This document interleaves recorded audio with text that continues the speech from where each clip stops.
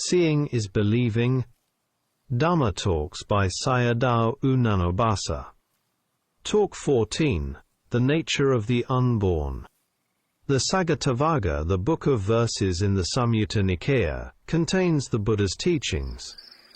Some people take Nibbana, the unborn, to be a golden city, a paradise, or a place that exists somewhere.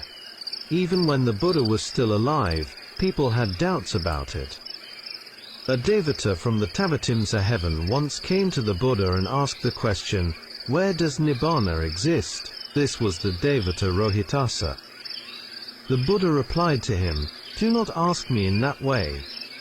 It cannot be said where Nibbana is." Instead, the Buddha asked him, "How do you search for it with the desire to arrive there?" According to Rohitasa, he had searched for Nibbana by traveling on foot, by vehicles, by making merits, and by using supernormal powers. See Devaputta Samyutta, Rohitasa Sutta. Wherever he went, he found only aging, sickness and death. Having khandha in any realm of existence, he encountered nothing but aging, sickness and death. The Buddha then answered him that he could not find Nibbana in these ways. Not finding Nibbana means that aging, sickness and death will never come to an end. Therefore, one must arrive at Nibbana. Rohitasa then asked the Buddha how he should look for it. The Buddha answered that he must search with knowledge Nana. Within this very body, measured at 2 armed lengths, he must search with knowledge. This is a very important point for one's own practice. When an object, aramana, and a sense door, dvara, make contact, consciousness arises. For example, when a visible object and the eye meet, seeing consciousness arises. All these are newly arising khandhas. The 6 sense doors themselves are part of the presently existing khandhas. Yogis must contemplate these newly arising khandhas with insight. By watching and observing the impermanent khandhas, their rising and falling, they discern the truth of dukkha. After repeatedly seeing this, it becomes wearisome, and at last it comes to an end. Every beginning has its ending. Do not say, "Nothing is happening yet in my practice." If one knows how to contemplate, one will discern impermanence, anicca, and realize the truths of dukkha and the path, magga saccas. Yogis must apply effort and make it strong. By continuously discerning impermanence, unwholesome and wholesome mental states are unable to enter the practice. We should not be satisfied merely with merit-making, as many Buddhists are. Upon truly encountering the Buddha's teachings, we must practice to end dukkha, the great suffering. At that time, neither unwholesome nor wholesome minds can enter, only knowledge-based minds, nana, arise. As a result, the blood of the heart becomes clear and bright, and the body experiences lightness. Previously, the yogi discerned only the coarser forms of impermanence. Now he begins to discern the middle and refined forms. This is the discernment of many impermanences. On meditative light and personal experience in practice.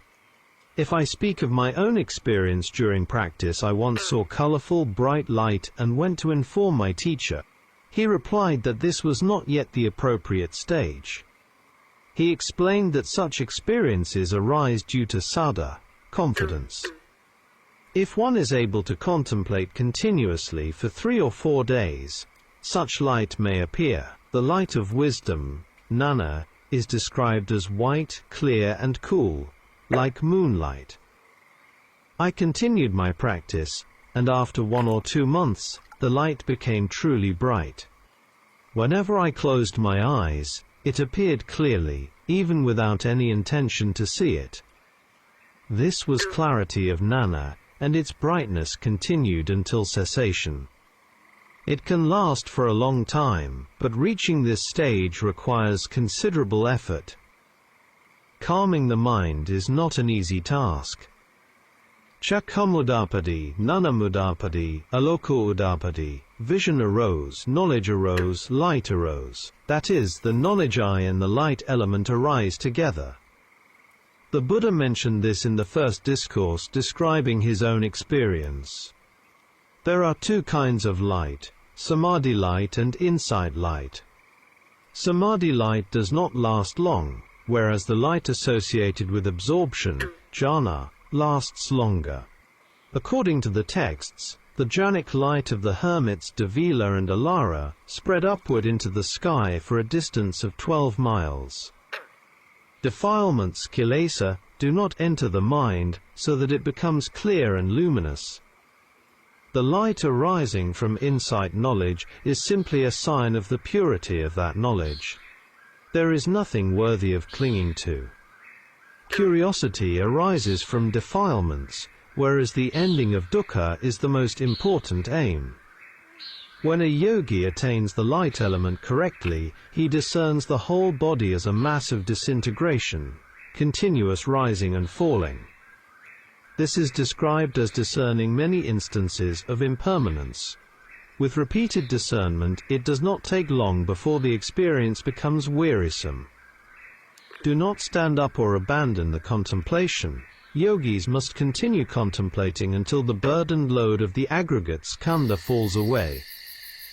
This is an important point that Mogok Sayadaw often emphasized when warning his students. With the arising of weariness and disenchantment, nibbida, the path knowledge, magga-gnana, arises. Progression of insight. Before practice, only dukkha and samudaya are present. With discernment of impermanence, anicca, dukkha and magga become evident. With the seeing of cessation, nirodha and magga-gnana arise. The difference between magga and magga-gnana lies in their associated factors. Magga refers to the 5 path factors, samadhi and panna. Magga-gnana refers to the noble eightfold path, sila, samadhi, and panna. On nibbana and the aggregates. Nibbana, the unborn, does not exist together with the aggregates, the born, nor does it exist separately from them. It exists only in dependence upon the correct cessation of the aggregates, process. Therefore, it is difficult to know the unborn.